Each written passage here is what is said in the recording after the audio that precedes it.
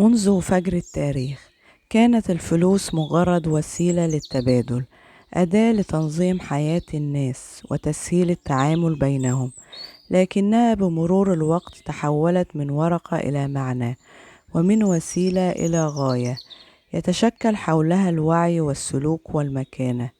اليوم لم تعد الفلوس مجرد ما نملكه في الجيب أو الحساب البنكي، بل أصبحت رمزا للقيمة الذاتية في نظر المجتمع.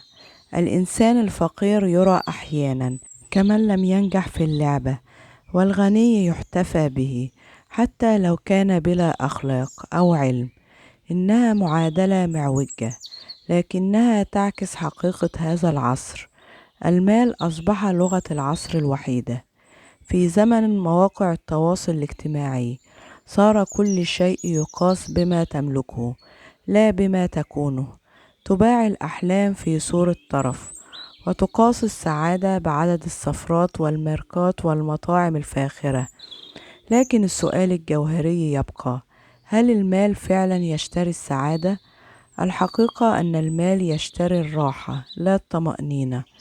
يمنحك سريرا ناعما، لكنه لا يمنحك نوما هانئا. يمنحك بيتا فخما، لكنه لا يضمن لك دفء بيت حقيقي.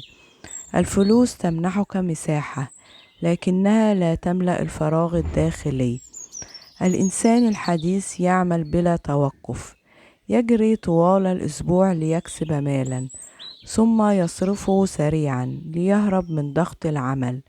إنه يعيش في دائرة مغلقة، يعمل ليستهلك ويستهلك ليعمل، ونادرا ما يسأل نفسه: هل أنا أملك المال أم المال هو الذي يملكني؟ بعض الناس يعيشون في رعب من الفقر حتى لو كانوا أغنياء، فهم لا يبحثون عن المال لحاجتهم إليه، بل خوفا من فقدانه. وكأنهم يقولون لأنفسهم: لو ضاع المال ضاع الأمان. لكن الحقيقة أن الأمان لا يشترى بالمال، بل يبنى بالوعي. كم من حب انتهى بسبب المال، وكم من صداقة اختفت حين اختلت الكفة. الفلوس تكشف النفوس، هي تمتحن النوايا وتظهر المعادن. حين تمتلكها ترى من يقترب طمعا، وحين تفقدها ترى من يبتعد مللا. لهذا من المهم أن نرى المال كوسيلة للكرامة لا ميزانا للكرامة، أن نستخدمه ليخدمنا لا ليستعبدنا. الفقر ليس عيبا، لكن الفقر في المعنى هو الأخطر. هناك فقراء يملكون القلوب الطيبة والعقول الثرية، وأغنياء يعيشون في فقر روحي رغم كل ما يملكونه. الغنى الحقيقي يبدأ من الداخل، من إحساس الإنسان بقيمته بعيدا عن المقارنات.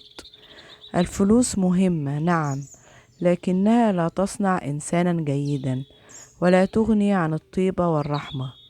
هي مثل النار، إن وضعتها في يدك أحرقتك، وإن وضعتها تحت طعامك نضج.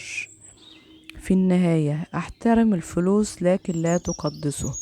اسعى إليه لكن لا تدعه يقودك. اكسبه بحلال وأنفقه في خير، واحتفظ دائما بجزء من نفسك لا يشترى ولا يباع، لأن هذا الجزء هو ماذا يذكرك الناس به حين تنتهي الأرقام.